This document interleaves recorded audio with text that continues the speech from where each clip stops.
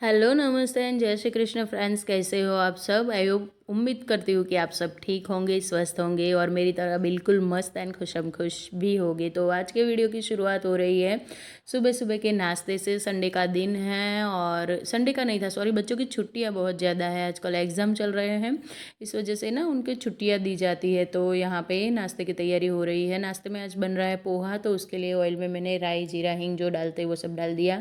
थोड़े से पीनट्स डाले हैं, उसको रोस्ट किया ऑयल में, और उसके बाद डाले जितने भी घर में वेजिस थे सबको हरी मिर्च के साथ, क्योंकि जब तक पोहा चटपटा नहीं होगा तो टेस्ट में भी मज़ा नहीं आएगा, है ना। हाँ जी।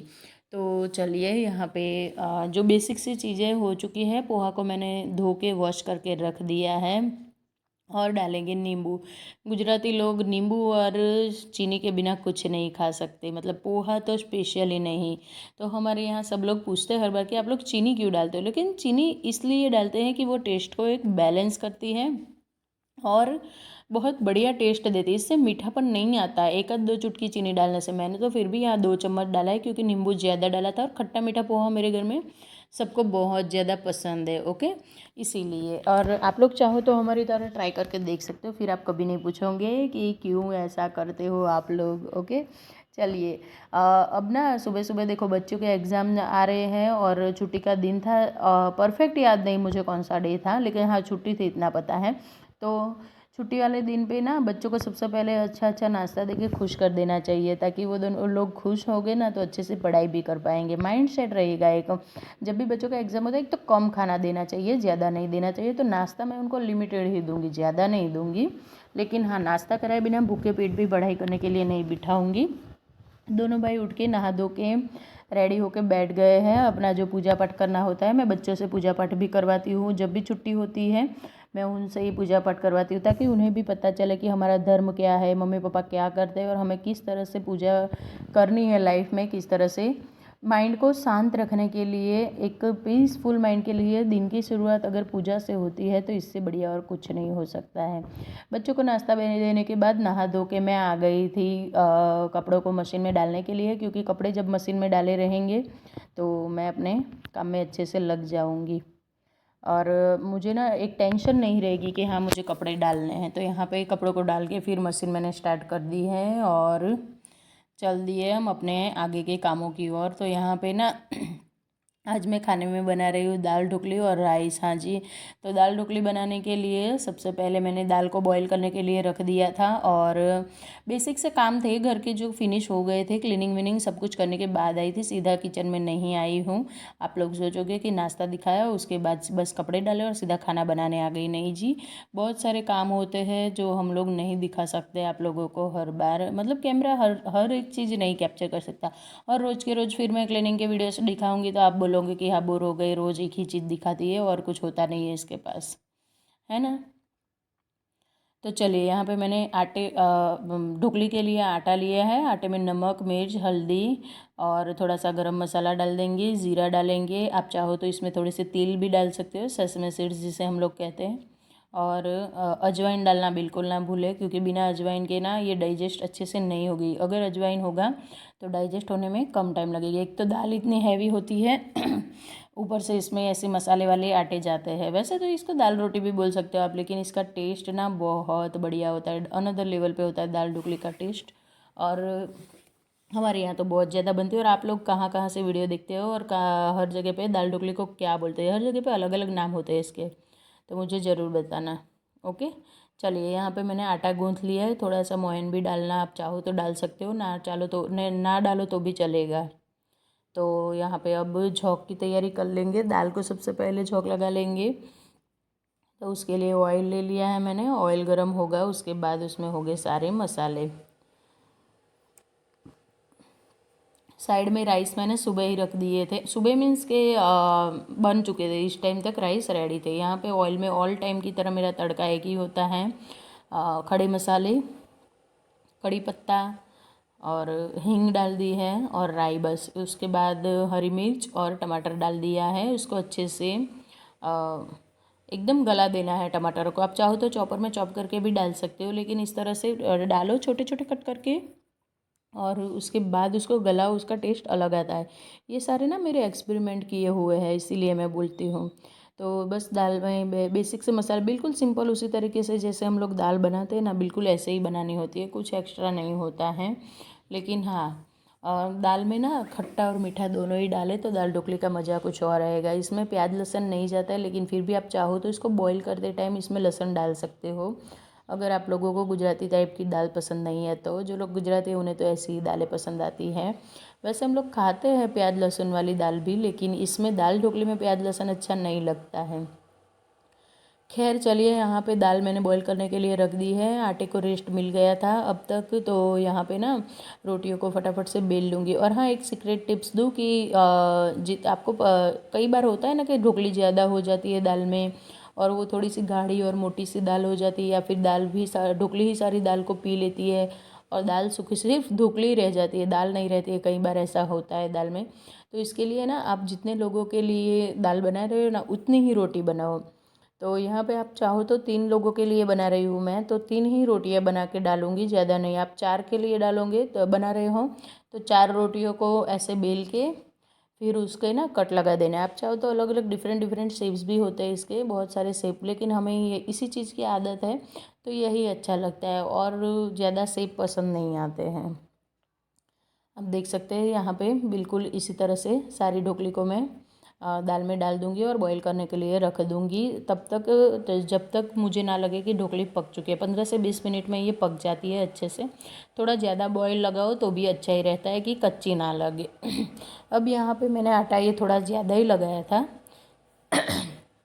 क्योंकि शाम को जब बच्चे नाश्ता करेंगे ना, तो उनके लिए मैं बना दूंगी यहाँ पे इस आटे की पूड़ियाँ या फिर भाखरी। हाँ, तीखी भाखरी भी अच्छी लगती है चाय के साथ। तो चाय दूध पीते हैं बच्चे तो वैसे, लेकिन उनके लिए मैं ये भी बना दूंगी। अब यहाँ पे राइस रेडी हो चुके थे, तो राइस का कुकर मैंने खोल के रख दिया ताकि पड़े पड़े ओवर कुक ना होता रहे। और सॉरी फ्रेंड्स, बीच में काटना पड़ा आवाज़, थोड़ी देर के लिए मुझे बंद भी करना पड़ा क्योंकि यहाँ पे ना बाजू वाले घर में कुछ काम चल रहा है और उसकी बहुत ज़्यादा आवाज़ें आ रही है।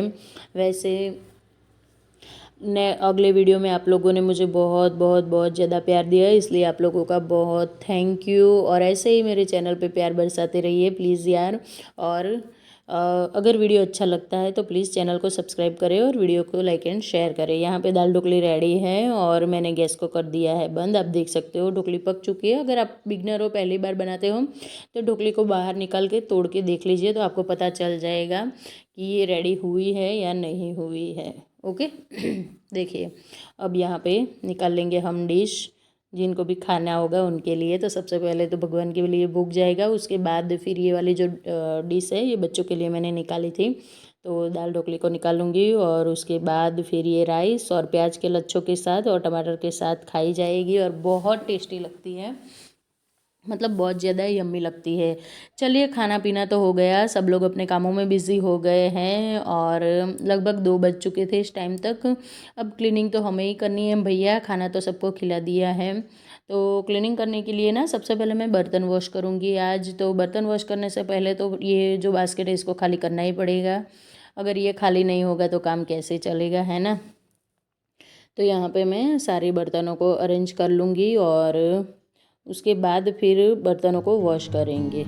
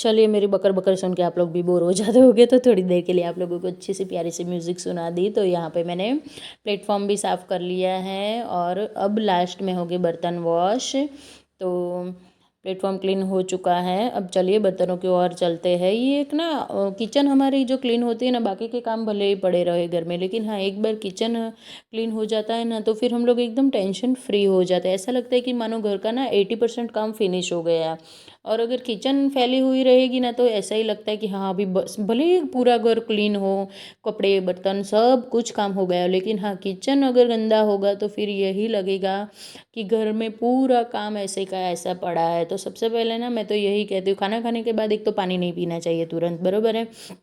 और ऊपर से हल्की हल्की सी एक्सरसाइज करनी चाहिए, तुरंत ज़्यादा नहीं करनी चाहिए।